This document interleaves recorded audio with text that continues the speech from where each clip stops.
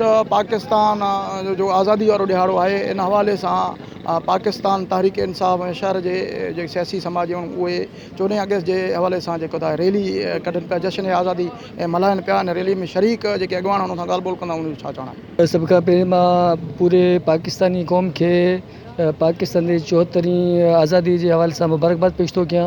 उनखां अलावा पंहिंजे उन क़ाइदीन खे जिन जे महिनतनि जे नतीजे में पाकिस्तान बर्पा थियो आहे, मां उन्हनि खे ख़राज जी तहसीन पेश थो कयां।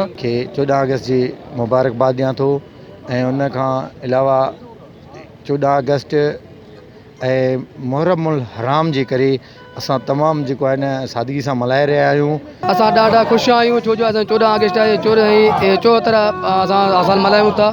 असां ॾाढा ख़ुशि आहियूं छो जो असांजो इहो ॾिहाड़ो, असां आज़ादी क़ौम आहियूं, हिकु असां कंहिंजा ग़ुलाम न आहियूं। असांखे वॾो ख़ुशी आहे। रहम असां तंगवानी में हर साल जीअं 14 अगस्त मल्हाईंदा आहियूं ऐं उन सां गॾोगॾु कश्मीर यकजहती मल्हाईंदा आहियूं।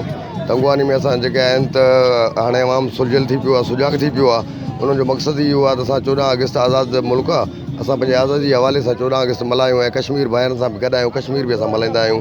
जी नाज़रीन, तव्हां जेके 14 अगस्त जे हवाले सां जेको रैलीअ में शरीक अॻवाननि चयो था असांजो प्यारो पाकिस्तान इन तारीख़ ते आज़ादु थियो, असां ख़ुशि नसीब आहियूं।